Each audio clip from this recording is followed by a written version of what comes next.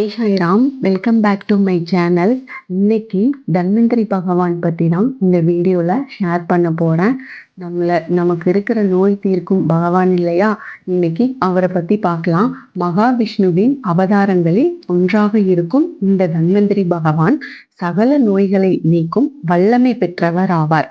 தசாவதாரங்களில் இவர் சேராவிட்டாலும் இவரை வேண்டி வணங்குபவர்களுக்கு சகல விதமான நோய்களும் விரைவாக குணமாவது நிதர்சனமான உண்மை.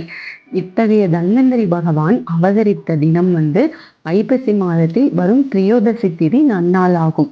தன்வந்திரி பகவான் இந்து மதத்தை பொறுத்தவரை ஆரோக்கியத்தை காக்கும் அற்புத சக்தி வாய்ந்த கடவுளாவார்.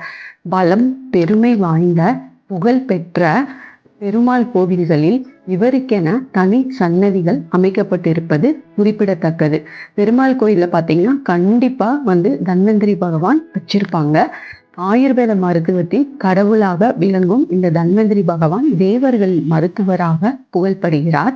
தேவர்களுக்கே இவர் மருத்துவராக இருப்பாரெனில் இவரை வணங்கும் மனிதர்களுக்கு எப்படிப்பட்ட மருத்துவ கடவுளாக இருப்பார் என்பதை எண்ணி பார்க்க வேண்டும். தேவர்களும் அசுரர்களும் பார்க்கடலை கரைந்த பொழுது கையில் அமிர்த கலசத்துடன் தோன்றியவர்தான் தன்வந்திரி பகவான். தனு என்ற சொல்லுக்கு அம்பு என்ற பொருள் உண்டு. உடலை அம்பினால் தைப்பது என்பது இவ்வார்த்தையின் உள்ளர்த்தமாகும். இந்த வகையில் அறுவை சிகிச்சை முறைக்கு புகழ் பெற்றவர் தன்வந்திரி பகவான். பிரம்மதேவர் இயற்றிய ஆயுர்வேதத்தை தலை தூங்க செய்யக்கூடிய பணியை மேற்கொண்டவர் தன்வந்திரி பகவான். தன்வந்திரி என்ற சொல்லுக்கு வானத்தில் வசிப்பவர் என்ற பொருளும் உண்டு என்பதால் சூரியனே தன்வந்திரி பகவானாகவும் இருக்கிறார். இத்தகைய அருமை பெருமைகள் வாய்ந்த இந்த தன்வந்திரி பகவான் படத்தை வைத்து அவருடைய காயத்ரி மந்திரத்தை 9 முறை உச்சரித்து வழிபடுபவர்களுக்கு சகல விதமான பிணிகளும் உடலை விட்டு நீங்கும் என்பது நம்பிக்கை. தன்வந்திரி பகவான் படம் இல்லாட்டியும் பரவாயில்ல, விஷ்ணு பகவானோட படத்தை வச்சும் வழிபட்டுக்கலாம்.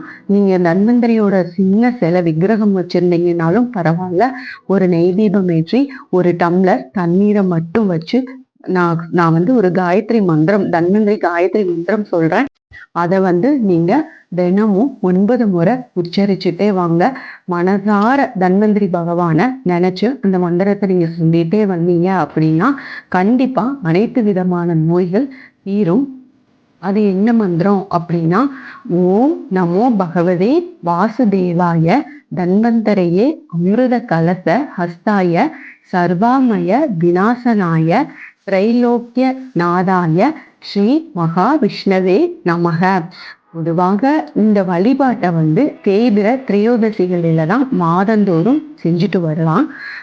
இப்படி வழிபடுறதுனால குடும்பத்துல இருக்கும் இத்தனை நபர்களுடைய ஆரோக்கியம் ரீதியாக பிரச்சனைகள் கண்டிப்பா தீரும். நோய் இல்லாத வாழ்வே குறைவற்ற செல்வம் இல்லையா? எவ்வளவுதான் காசு பணம் இருந்தாலும் நோய் நொடி இல்லாமல் வாழும் போதுதான் நம்மளோட வாழ்க்கை முழுமை பெறுது.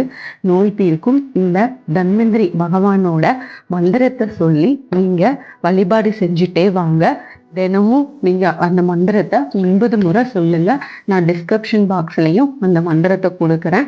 டெய்லி 9 முறை சொல்லி நீங்க அந்த தண்ணி வச்ச தண்ணி முடிஞ்சா அதுல ஒரு துளசி போட்டு வைங்க. அந்த தண்ணியை மந்திரம் சொல்லி முடிச்சுட்டு அந்த தண்ணியை நீங்களும் சரி வீட்டுல இருக்கிறவங்களும் சரி அந்த தண்ணியை குடிச்சிருங்க.